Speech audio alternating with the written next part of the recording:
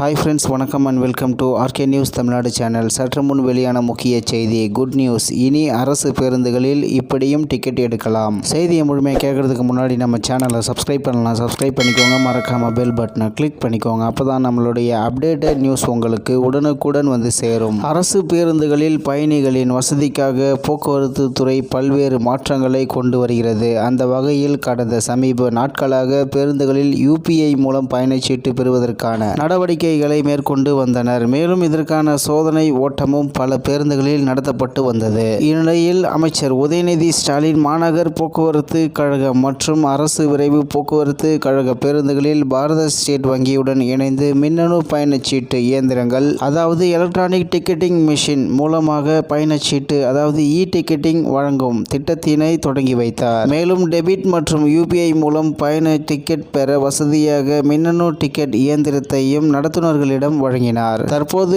சென்னை மாநகராட்சி பேருந்துகளில் மட்டும் கொண்டு வரப்பட்ட இத்திட்டம் இன்னும் தமிழகத்தின் அனைத்து பகுதிகளிலும் விரிவுபடுத்த இருப்பதாகவும் தெரிவித்துள்ளார். பேருந்து நடத்துனர்கள் மின்னணு பயணச்சீட்டு இயந்திரங்கள் வாயிலாக பயணிகளிடம் ரொக்க பணம், அதாவது கார்டு மற்றும் UPI மூலம் பணம் பெற்றுக்கொண்டு பயணச்சீட்டு வழங்குவார்கள். இதனால் பேருந்துகளில் பயணிகள் ரொக்க பணம் எடுத்துச் செல்லாமல் பயணச்சீட்டு பெற்றுக்கொள்ளலாம். இத்திட்டத்தின் வாயிலாக ஒவ்வொரு நடை வாரியாகவும் மற்றும் நிலை, அதாவது ஸ்டேஜ் வாரியாகவும் பயணம் மேற்கொள்ளும் பயணிகள் மற்றும் வசூல் விவரங்கள் ஆகியவற்றை அறிந்து கொள்ளலாம். இந்நிலையில் அமைச்சர் உதயநிதி ஸ்டாலின் மாநகர் போக்குவரத்து கழகம் மற்றும் அரசு விரைவு போக்குவரத்து கழக பேருந்துகளில் பாரத ஸ்டேட் வங்கியுடன் இணைந்து மின்னணு பயணச்சீட்டு இயந்திரங்கள், அதாவது எலக்ட்ரானிக் டிக்கெட்டிங் மிஷின் மூலமாக பயணச்சீட்டு, அதாவது டிக்கெட்டிங் வழங்கும் திட்டத்தினை தொடங்கி வைத்தார். மேலும் டெபிட் மற்றும் UPI மூலம் பயண டிக்கெட் பெற வசதியாக மின்னணு டிக்கெட் இயந்திரத்தையும் நடத்துனர்களிடம் வழங்கினார். தற்போது சென்னை மாநகராட்சி பேருந்துகளில் மட்டும் கொண்டு வரப்பட்ட இத்திட்டம் இன்னும் தமிழகத்தின் அனைத்து பகுதிகளிலும் விரிவுபடுத்த இருப்பதாகவும் தெரிவித்துள்ளார் என்பது குறிப்பிடத்தக்கது. மேலும் இதுபோன்ற செய்திகளை உடனுக்குடன் தெரிந்து கொள்ள ஆர்கே நியூஸ் தமிழ்நாடு சேனலுடன் இணைந்திருங்கள். நன்றி, வணக்கம்.